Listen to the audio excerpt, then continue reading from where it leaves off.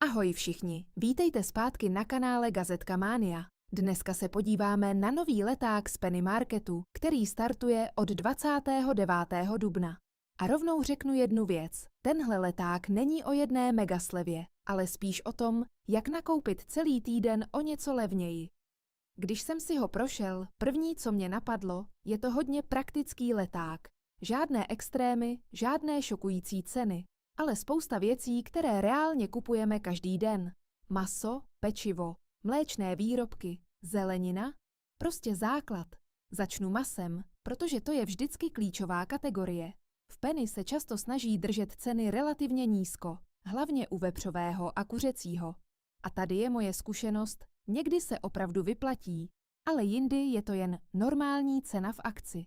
Takže doporučení, nekupujte automaticky, ale porovnejte s jinými obchody. Další věc, která mě zaujala, jsou mléčné výrobky. Máslo, sýry, jogurty, věci, které mizí z lednice nejrychleji. A tady dává smysl sledovat akce, protože právě na těchto produktech se dá dlouhodobě ušetřit nejvíc. Zelenina je klasika. Brambory, cibule, základní věci do každého jídla. A upřímně, tady Penny často boduje. Protože když je dobrá cena na základní suroviny, lidi přijdou a pak koupí i zbytek. Teď ale něco důležitého. Impulzivní nákupy. Leták je plný věcí jako sladkosti, sneky nebo nápoje. A přesně tohle je past. Nepřišli jste pro čokoládu, ale skončí ve vašem košíku. Já osobně to řeším tak, že si před nákupem řeknu, co opravdu potřebuju. A všechno ostatní je bonus, ne nutnost.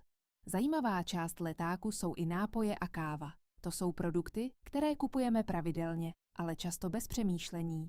A přitom právě tady se dá ušetřit, když nakupujete ve správný moment. Teď k hlavní otázce. Má tenhle leták smysl?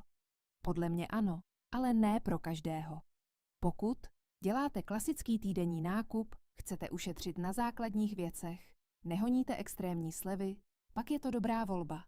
Ale pokud čekáte brutální akce, výprodeje typu musíš to koupit hned, tak tady to úplně není. A teď můj osobní pohled. Penny se snaží být rozumný kompromis. Není nejlevnější ve všem, ale je dostupné, rychlé a má solidní nabídku. A to je přesně důvod, proč tam lidi chodí. Shrnutí jednou větou, dobrý leták na normální nákupy, ale ne na lov extrémních slev. A teď mě zajímá váš názor. Nakupujete podle letáků, nebo prostě jdete do obchodu a berete, co potřebujete? Pokud se vám video líbilo, dejte like a přihlaste se k odběru Gazetka Mania, protože další letáky z Česka i Polska už chystám. Uvidíme se u dalšího videa.